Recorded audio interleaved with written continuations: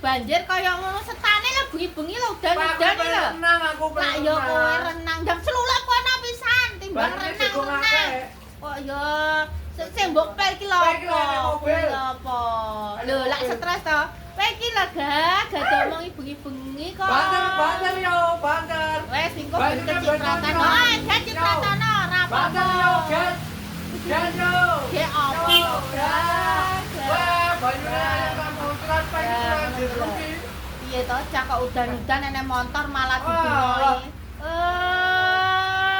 Dasare gar ambene kaya ngono. Betapa malah ya biar. Alah, wong pancen bocah goblok ya lek kowe iki lho. Kok betapa kok bertahan satu cinta. Stres. Kalau wis dicaomong ning ngembong kuwi lho. Apa pengiran wong ngembong. Lah, wis kendang adu kono kramas. Kok bengi-bengi udan-udan ki lho. Kowe kok lek masuk angin tak jiarne pisan kaya wong kuat-kuat to ae. Weh, pancen yo atos tenan e. Atos tenan opo? Bocah glembo sing ngono kok. Masamu kekuatan awakmu yang meneh udan. Alah. Kok utang ndi to sing urut tak Mari ngono kok nek awake ngriji